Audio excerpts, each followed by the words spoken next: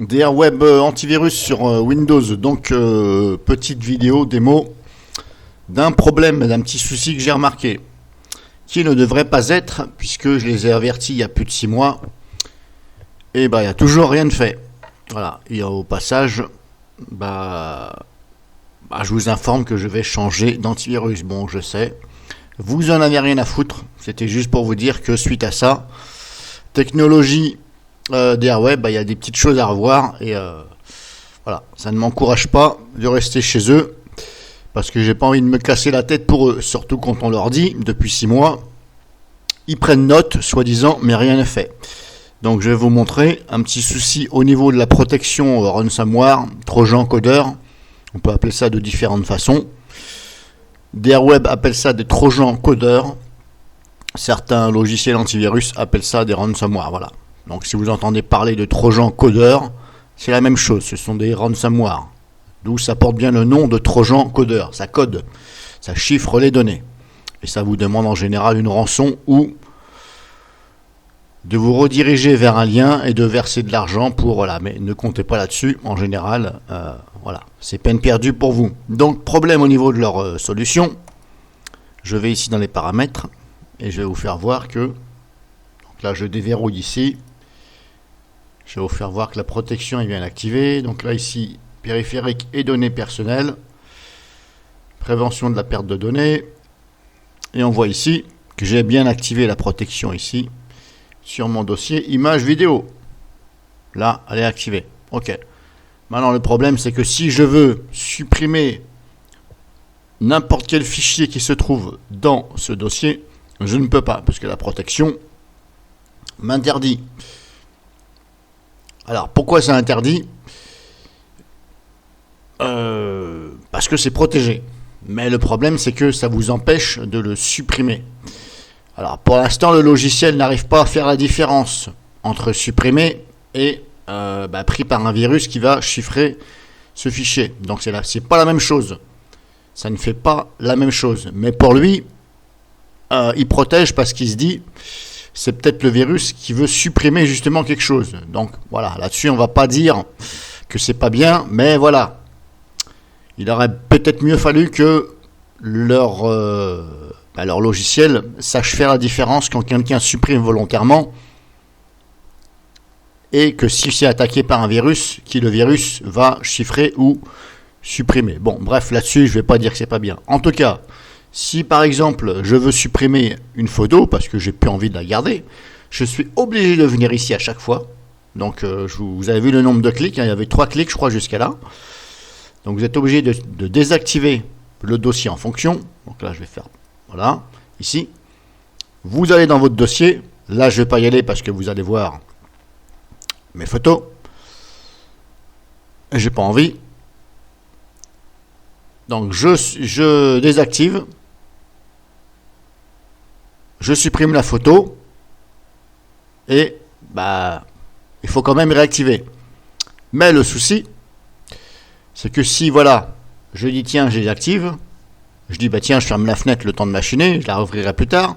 Je vais dans mon dossier, je supprime une photo, 2 photos, 3 photos, bref. Je renomme, etc. Parce qu'attention, quand vous renommez aussi, c'est pareil, c'est protégé. C'est pour ça que je vous dis, voilà, il y a des petits trucs, voilà. Il n'arrive pas à faire la différence quand c'est quelqu'un, c'est la personne, l'utilisateur qui dit, tiens, je renomme. Ça vous bloque, donc il faut venir désactiver. Donc je fais mon business, voilà, je le renomme, j'enlève des photos, j'en remets éventuellement. Quand vous en remettez, il n'y a aucun souci.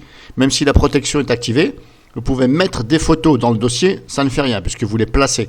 Mais c'est quand vous voulez les supprimer, les renommer, etc., ça vous bloque, il faut venir désactiver la protection. Donc là, j'ai fait mon business, et malheureusement, là c'est volontairement, mais on va faire comme si que j'étais dans le réel, j'oublie de venir réactiver la protection. Donc là, je dis, j'oublie, c'est bon, ok.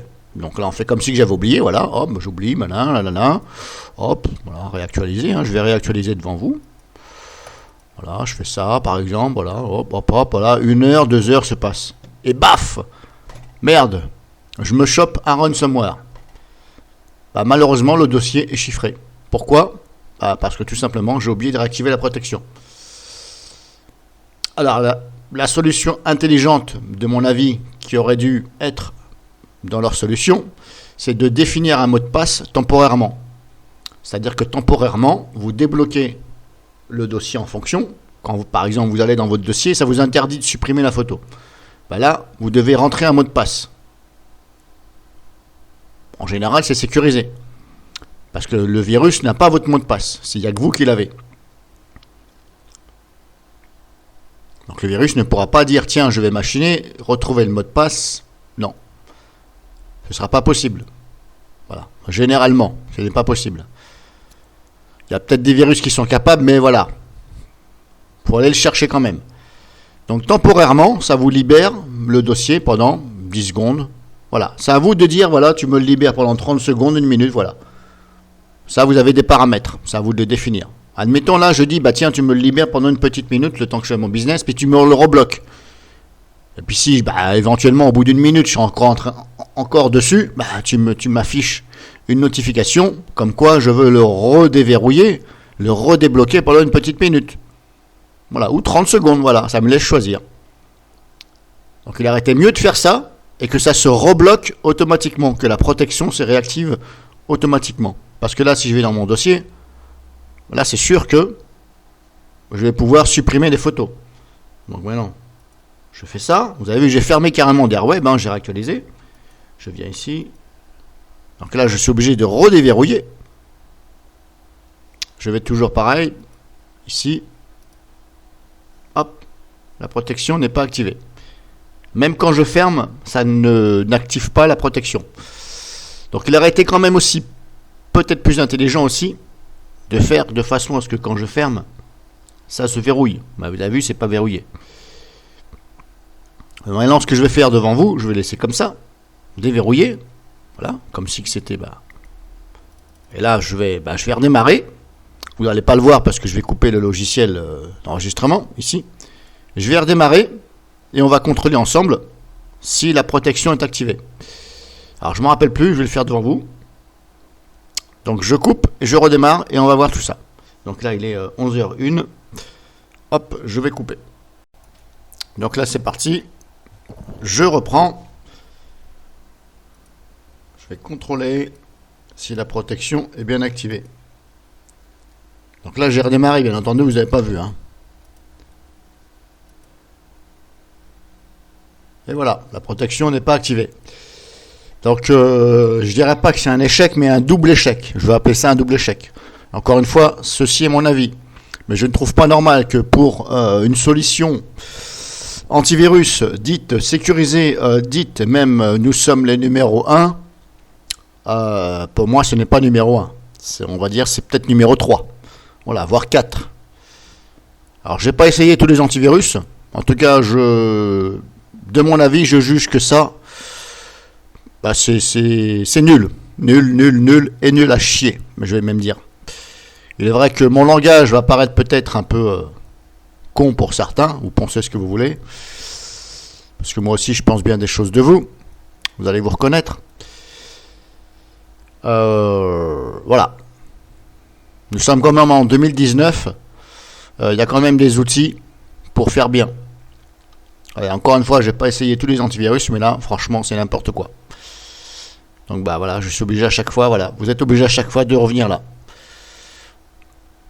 Alors j'ai essayé sur un Windows 8.1 et un 10, c'est pareil, c'est la même chose. Il y en a peut-être qui vont dire, mais pourquoi tu fais des vidéos à chaque fois, tu critiques, etc. Bah, le problème c'est que quand vous leur dites aux gens, vous leur dites, ça fait 6 mois passés, vous les appelez au téléphone. J'ai mis des vidéos où il y a le numéro de téléphone de d'Airweb. En tout état de droit puisqu'il est librement sur Internet. Quand vous leur dites, vous les appelez, vous avez un discours avec eux, vous leur expliquez, 6 mois après, il n'y a toujours rien, j'estime que, voilà, je paye, voilà, si on se fout un peu de ma gueule quand je paye, on me dit oui c'est sécurisé, et puis en fin de compte j'ai oublié, et puis ça me chiffre tout, je suis désolé, au bout d'un moment donné, je dis, tiens, ils se foutent de ma gueule, ils se foutent de la gueule du monde, quand je dis ma gueule, c'est la gueule du monde, puisque je leur dis, je leur prouve. Je leur ai même laissé un lien à YouTube de ma vidéo que je leur ai mis. Aucun message, rien. Donc, puisqu'ils veulent se foutre un peu de la gueule du monde, bah moi je vais faire un peu pareil de mon côté, je vais dénoncer leur échec. Voilà. Je ne dis pas que c'est un mauvais antivirus, il a une très bonne protection, mais il y a des choses que je trouve pas normales. Parce que je vous laisse imaginer que toutes vos photos soient chiffrées. Il est vrai qu'on dit il faut toujours les avoir en double. Tout le monde ne les a pas en double. Voilà. Et en plus, j'estime que ça doit être efficace. Surtout que c'est un antivirus payant. Donc voilà pour la démonstration. Et comme je vous dis, un simple mot de passe aurait été suffisant, normalement. De façon à ce que ça réactive la protection dans un laps de temps. Et même si vous êtes encore dessus, ça vous redemande. Voilà, ça vous redéverrouille. Ça aurait été quand même plus simple.